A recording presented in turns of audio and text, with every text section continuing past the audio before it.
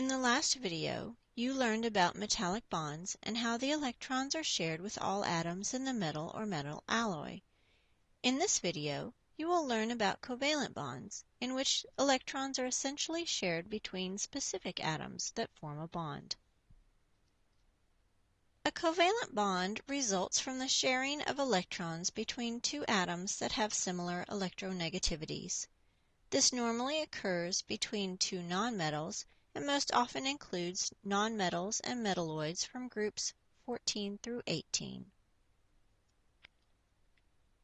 Properties of covalent compounds include the fact that they are discrete molecules, unlike ionic compounds, which were atoms arranged in a crystal lattice. If the molecule is polar, like sugar, it is soluble in water. If it is nonpolar, like octane, it is not soluble in water.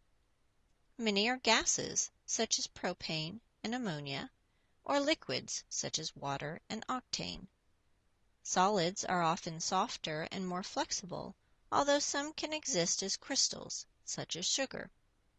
Most do not conduct heat or electricity well.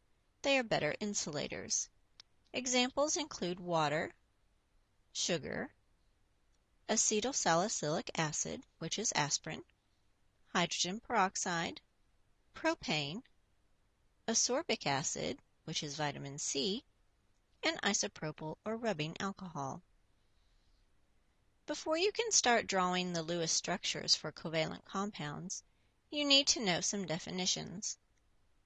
The central atom is the atom in the center of a covalent Lewis dot structure and is usually the atom written first in a chemical formula.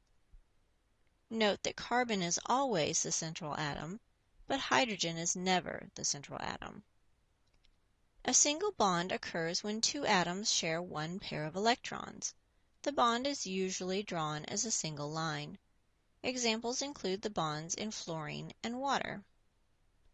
A double bond occurs when two atoms share two pairs of electrons. The bonds are usually drawn as a double line. Examples include the bonds in oxygen and carbon dioxide.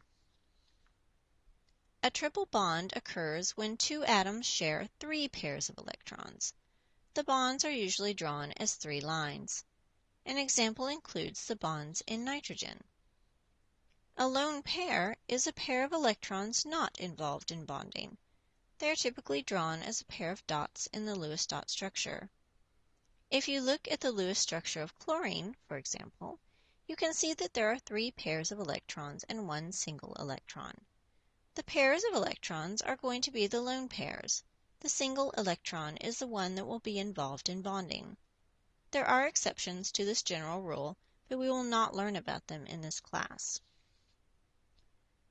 Pause the video and write down the steps to drawing a Lewis structure for a covalent compound. You will learn how to apply these steps in the examples that follow.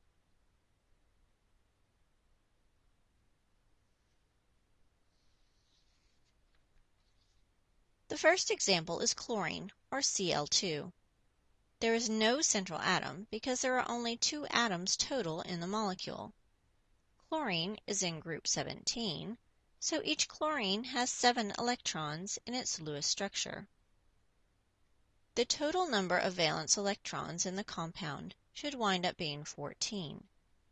The single electrons are the electrons that will bond. There are exceptions to this rule, but you will not have to learn them in this class. Notice that the single electrons are lined up, getting ready to be shared between the atoms. The final Lewis dot structure will show the two chlorine atoms close together with the bonding pair of electrons between them. Notice that when the atoms are sharing their electrons, it's as if both of them now have a complete octet, which was their goal in the first place. Another way to show the bonding pair is with a line. The line in the Lewis structure represents two electrons being shared between the two atoms. Notice when you count the number of valence electrons in the final Lewis structure, the number is still 14. The next example is ammonia, or NH3. Nitrogen will be the central atom, and the hydrogen atoms will be placed around it. Nitrogen is in group 15, so it has 5 valence electrons.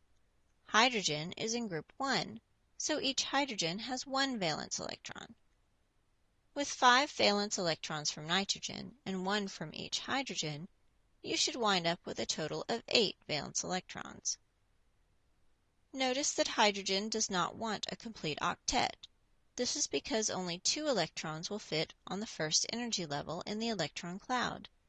When hydrogen has 2 electrons on the first energy level, it now looks like helium, which has a stable electron configuration. Here is the Lewis structure with the lines showing the bonding electrons. The third example is carbon dioxide, or CO2. Carbon will be the central atom with an oxygen on either side. Carbon is in group 14, so it has 4 valence electrons. Oxygen is in group 16, so each oxygen has 6 valence electrons. Adding the 4 valence electrons from carbon with the 6 valence electrons from each oxygen gives a total of 16 valence electrons in the Lewis structure. If we draw only one bond between the carbon and each oxygen, notice that there are single electrons left over, and none of the atoms has a complete octet. We want every electron to have a partner, and for the atoms to have a complete octet. If we instead basically swing some of the electrons around so that carbon can form a double bond with each oxygen, each atom now has a complete octet. Here is the structure with lines representing the bonding electrons. If you take AP Chemistry or Chemistry in college, you will learn that carbon dioxide, as well as many other molecules, have something called a resonance structure, which is another way that the electrons are sometimes distributed in the molecule. We are not covering resonance structures in this class. Pause the video and try to draw the Lewis structures for the following compounds. When you are finished, continue the video for the answers.